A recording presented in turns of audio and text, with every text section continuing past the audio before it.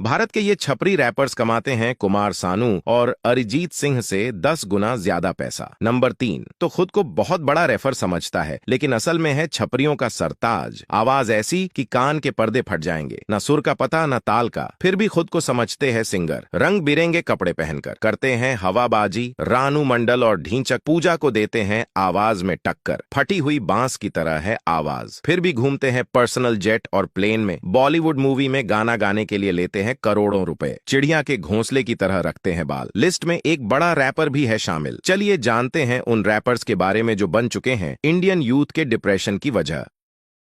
Number one, MC Stan. दोस्तों, MC Stan, जिनका असली नाम अल्ताफ शेख है, ये इंडियन म्यूजिक इंडस्ट्री के सबसे जाने माने हिप हॉप आर्टिस्ट में से एक है, लेकिन काफी लोग इनसे नफरत करते हैं। यह इतने ज्यादा नफरत किए जाने वाले रैपर है कि इन्हें एक बार मध्य प्रदेश के इंदौर शहर से शो के दौरान ही भगा दिया गया था। इनके गाने में लिरिक्स कम और अश्लील शब्द ज्यादा देखने को मिलते हैं। आपके मोहल्ले में कई छोटे बच्चे इनका गाना गाते हुए नजर आ जाएंगे, बिना यह जाने कि इनके गाने में कितने अश्लील शब्दों का इस्तेमाल किया गया है। मुख्य रूप से इनके प्रशंसक भी इतने जहरीले हैं कि आपको उनसे दूर ही रहना चाहिए। नंबर 2, एमीवे बंटाई, रैपर और आर्टिस्ट। एमीवे बंटाई का असली नाम बिलाल शेख है। ये खुद को म्यूजिक इंडस्ट्री से न जोड़कर खुद को एक इंडिपेंडेंस आर्टिस्ट मानते हैं। मशहूर रैपर रफ्तार को डिस करके एमीवे बंटाई कम समय में ही चर्चा में आ गए थे। इनको सुनने वाली ज्यादातर ऑडियंस 14 साल के बच्चे हैं। जब आप उनके गाने सुनेंगे तो यकीनन वो आपके दिमाग के ऊपर से निकल जाएंगे। हालांकि उनके कुछ गाने काफी ज्यादा सफल भी साबित हुए हैं। अब एमीवे आपको कैसे लगते हैं यह हम आप पर ही छोड़ देते हैं, हमें कमेंट करके जरूर बताएं। नंबर 3,